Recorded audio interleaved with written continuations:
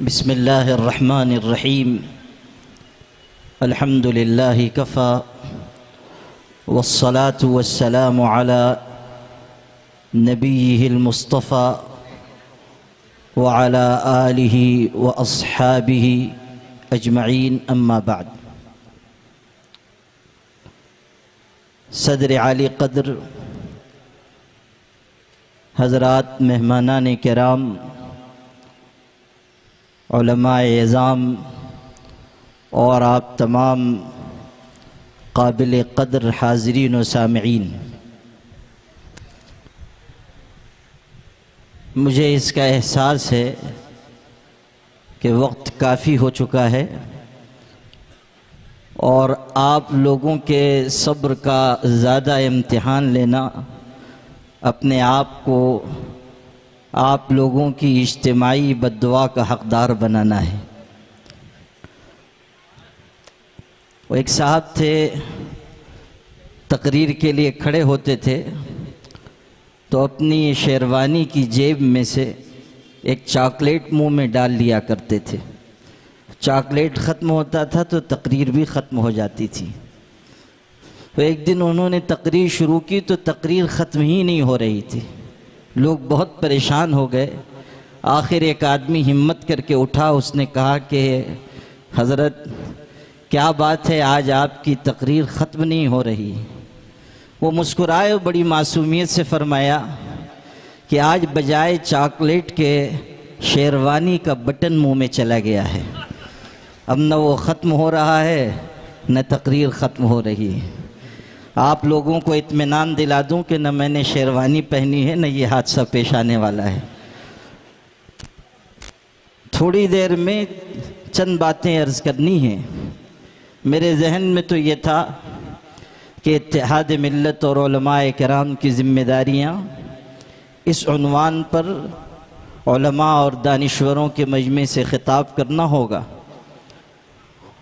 और उसी तर्ज़ की बातें कुछ जहन में थीं। लेकिन चूँकि यहाँ मुख्तलिफ़ मौज़ूआत पर गुफ्तगू हुई और होनी भी चाहिए थी, तो मैं भी ये चाहता हूँ कि चंद ज़रूरी और अहम बातें आपसे अर्ज़ करूँ। सबसे पहली और बुनियादी बात जो मुझे आपसे अर्ज़ करनी है वो ये कि इस वक्त मिल्लत इस्लामिया के सामने जो बहुत बड़ा और अहम मसला है वो औक़ाफ़ की हिफाजत का है। हज़रत मौलाना महमूद दरियाबादी ने इस पर गुफ्तगू की, मैं उनका बहुत शुक्रगुज़ार हूँ। लेकिन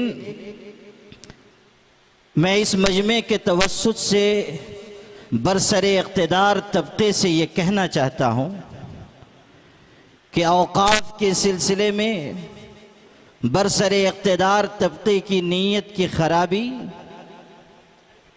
जहान के सामने वाज़े हो चुकी है, मुल्क के सामने वाज़े हो चुकी है। मगर समझ लीजिए कि औक़ाफ़ हमारे बाप दादा का कीमती सरमाया है। हम औक़ाफ़ की जायदादों को किसी भी कीमत पर ज़ाय नहीं होने देंगे इंशाअल्लाहुर रहमान। और उसके लिए जिस सतह की भी कोशिश करनी होगी हम करके दिखाएंगे। याद रखिए, जमहूरी मुल्क में, जमहूरियत में उठे हाथों की कीमत होती है, गिरे हाथों की कोई कीमत नहीं होती।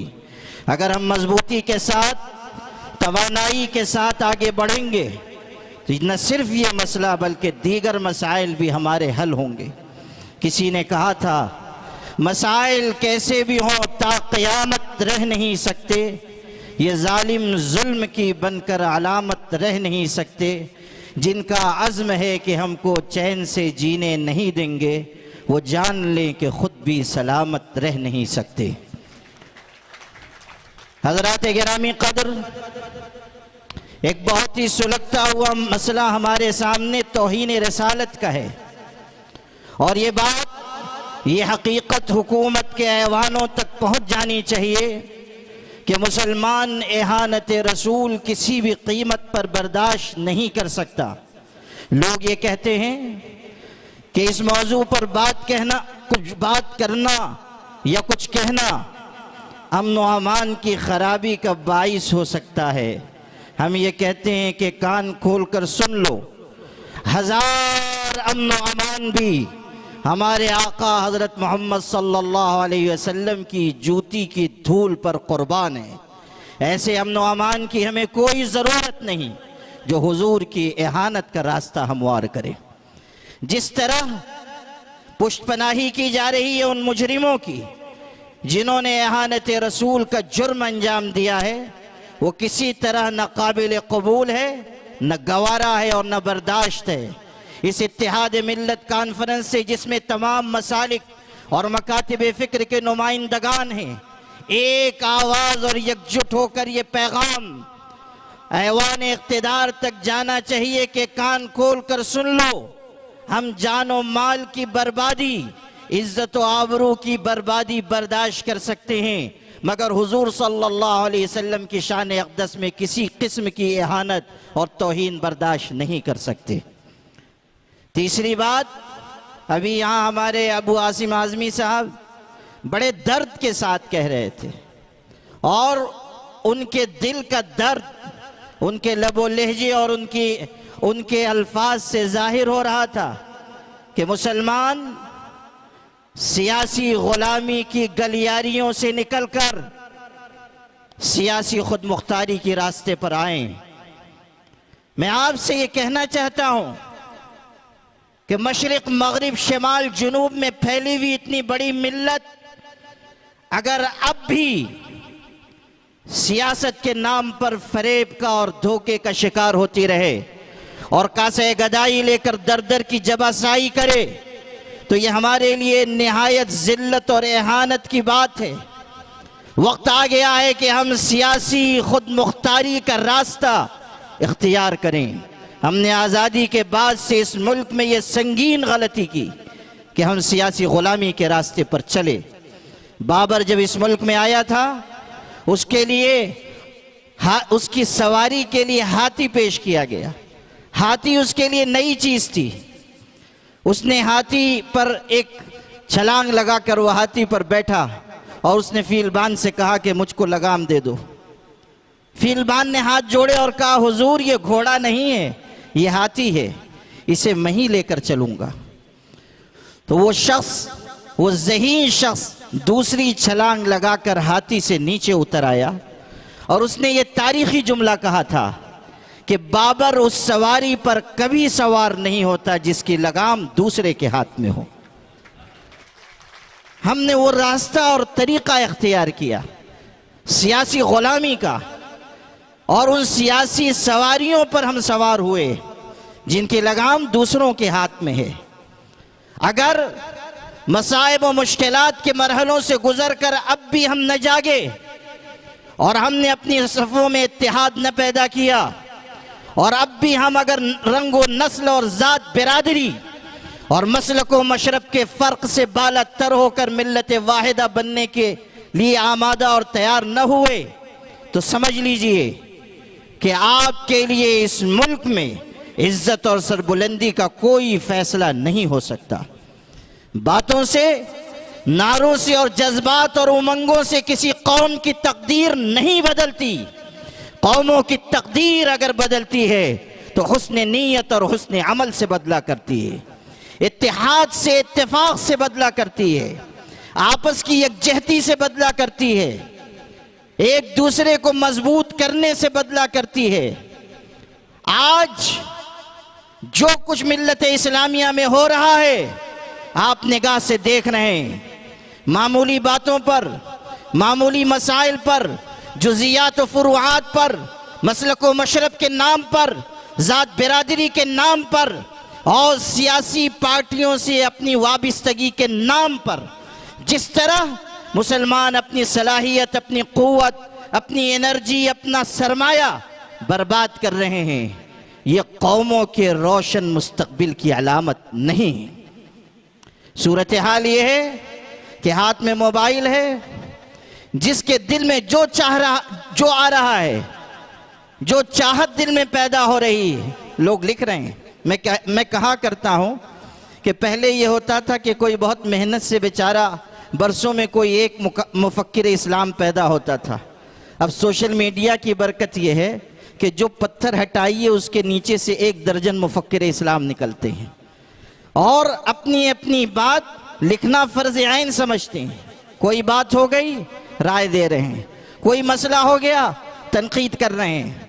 न मालहू मा अलैह समझा, न सियाक सबाक समझा, इल्ज़ाम हो या बोहतान हो, झूठ हो या फरेब हो, हमने लिखना और बोलना शुरू कर दिया। इससे उम्मत का इत्तिहाद पारा पारा होता है। गुस्ताखी माफ, मैं साफ कहने का आदी हूं और आपसे साफ कहना चाहता हूं कि इस सिलसिले में आवाम अगर कसूरवार है तो खवास भी कसूरवार हैं, उलमा भी कसूरवार हैं। हमारी तरफ से वो बात चली जाती है मेहराब व मिंबर से जो लोगों के दरमियान दूरी का और फ़र्क व फासले का सबब बनती है। अगर हमने मेहराब व मिंबर से इत्तिहाद का सबक दिया और पूरी उम्मत और मिल्लत को यह समझा दिया कि इत्तिहाद के बगैर आपकी ज़िंदगी मुमकिन नहीं है, तो समझ लीजिए कि कौम उसी रास्ते पर चलेगी जिस रास्ते पर उसे उसके रहनुमा चलाएंगे। अवाम के इत्तिहाद से पहले खवास के इत्तिहाद की ज़रूरत है, उलमाए किराम के इत्तिहाद की ज़रूरत है, वाइज़ीन व खुतबा के इत्तिहाद की ज़रूरत है। एक इलाके में कई 100 साल पहले का वाक़या सुना रहा हूँ। बहस छिड़ गई मौलवियों में। एक तबका कह रहा है उल्लू हलाल, एक कह रहा है उल्लू हराम। एक बहुत बड़े आलिम उस इलाके में बुज़ुर्ग शेख तरीक़त पहुँचे। ये दोनों तबके गए, जाकर कहने लगे कि हम में इख्तिलाफ हो गया, आप बहुत बड़े आलिम हैं, ज़रा फ़ैसला कर दीजिए। दलाइल दिए गए इधर से इधर से। उन बुज़ुर्ग ने जो बात कही वो कितनी खूबसूरत एक जुमले में कहा।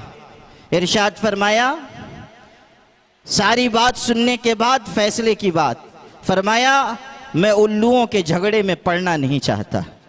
बस एक जुमला कहा, मैं उल्लुओं के झगड़े में पड़ना नहीं चाहता। ये कितना माना खेज, वाज़े और मुस्बत पैगाम है कि जिस वक्त ज़रूरत हो मिल्लत को आपकी बेहतरीन सलाहियत की, उस वक्त आप उस रास्ते पर न जाइए जो मिल्लत के इंतशार का सबब बने। आज हालत यह है कि एक जलसा हो रहा है, एक कॉन्फ्रेंस हो रही है, कोई तंजीम खड़ी हो रही है, कोई मामला सामने आ रहा है और हम अपनी राय उस पर देने के लिए तैयार। आज सूरत हाल ये कि एक तरफ इहानत रसूल का वाक़या हो रहा है, दूसरी तरफ मस्जिद पर यलगार, तीसरी तरफ औकाफ जायदादों को ख़तरा, चौथी तरफ यूनिफॉर्म सिविल कोड का शोशा, पांचवी तरफ मॉब लिंचिंग की वारदातें, जानो माल का अदम तहफ़्फ़ुज़, बिखरती हुई इस्मतें, लुटती हुई इज्जतें, और फिर फ़लस्तीन में खून और वहशियत और बर्बरियत का वो नंगा नाच जो हमारे दिल का नासूर बना हुआ है। क्या ऐसे संगीन वक्त में इस बात की गुंजाइश है कि हम मामूली मसाइल पर इख्तिलाफ करें, हम आपस में एक दूसरे से झगड़ें? एक तरफ हालत यह है कि अभी 2 दिन पहले फ़लस्तीन में जो बमबारी हुई उसमें 2 शीरखार बच्चे जुड़वा माँ के साथ शहीद हुए। आप सोशल मीडिया पर उस बाप की तस्वीर और उसका वीडियो देखिए, वो अपने बेटों के बर्थ सर्टिफिकेट दिखाकर आंसुओं से रो रहा है कि मेरे यहाँ ये 2 जुड़वा बच्चे पैदा हुए थे जो आज अपनी माँ के साथ शहीद हो गए। कौन उस बाप के दिल का दर्द समझेगा? हम तो अपने मशागिल में, हम तो अपने मफादात के तहफ़्फ़ुज़ में। आप देखिए कि एक बूढ़ा शख्स जिसका पूरा ख़ानदान शहीद हो चुका है, इर्द गिर्द लाशें बिखरी हुई हैं और औलाद की औलाद शहीद है, वो बूढ़ा लकड़ी के सहारे खड़ा हुआ है और अपनी कफन में लपटी हुई औलादों से ये कह रहा है कि मेरे बच्चों तुम तो शहीद हो गए, खुदा की बारगाह में सुरखरू हो गए, अब तुम जो जा रहे हो तो रसूल करीम सल्लल्लाहु अलैहि वसल्लम से ये कहना कि आपकी उम्मत ने हमारे साथ वफा नहीं निभाई, हमें मारा गया, हमारे जिस्म के टुकड़े किए गए और मिल्लत तमाशा देखती रही, उम्मत तमाशा देखती रही। आप उस बूढ़े के दिल का दर्द और कर्ब समझिए। वक्त ऐसा है कि हम आपस में अपनी सफ़ों को मजबूत करें, हम वहदत कलमा की बुनियाद पर मिल्लत वाहिदा बनकर दिखाएं। हमारे आका हजरत मोहम्मद सल्लल्लाहु अलैहि वसल्लम ने ऐलान किया था, मसलुल मुमिनीन फी तवाद्दिहिम व तराहुमिहिम व तआतुफिहिम कमसलिल जसद। हुजूर फरमा रहे हैं, सारी दुनिया के मुसलमान आपस की मोहब्बत और रहमदिली के एतबार से ऐसे हैं जैसे एक जिस्म होता है। क्या हुजूर ने यह ऐलान नहीं फरमाया कि अल मुमिनु लिल मुमिनि कल बुनियान यशुद्दु बअज़ुहु बअज़ा। मुसलमान दूसरे मुसलमान के लिए एक इमारत की तरह है, एक ईंट दूसरी ईंट को मजबूत करती है। क्या हमें यह पैगाम नहीं दिया गया कि वातसिमू बिहब्लिल्लाहि जमीअन वला तफर्रकू, अल्लाह की रस्सी को मजबूती से थाम लो और जमातों में और गिरोहों में और टुकड़ियों में तकसीम न हो जाओ, इसलिए कि इत्तेहाद तुम्हारे लिए जिंदगी है और इंतशार तुम्हारे लिए मौत की राह हमवार करने वाली चीज है। यह सबक जो हमें सिखाया गया था हम भूल गए और उन चीजों में पड़ गए जिनकी वजह से आज मिल्लत आगे बढ़ने के बजाय पीछे हट रही है। मेरे भाइयों, आप इस इत्तेहाद मिल्लत कॉन्फ्रेंस में आए हैं तो यहां से ये पैगाम लेकर जाइए कि हमें वहदत कलमा की बुनियाद पर अपने आप को एकजुट बनाना है। उलमा की जिम्मेदारी है मिहराब व मिंबर से ऐलान करें, वाज़ो नसीहत के जरिए लोगों के दिलों को झंझोड़ें, उनको बताएं कि ये वक्त मसलक के इख्तिलाफ का, ज़ात बिरादरी के इख्तिलाफ का, सियासी बुनियादों पर इख्तिलाफ का नहीं है। ये वक्त इसका है कि हम वापस लौट कर आएं अल्लाह के दीन की तरफ, उसकी मिल्लत की तरफ, उसकी उतारी हुई शरीयत की तरफ, उसके कायम किए हुए उस निज़ाम की तरफ जिसमें हमारे लिए दुनिया की इज्जत और आखिरत की कामयाबी रखी गई है। दो बातें आखिर में और अर्ज करना चाहता हूं।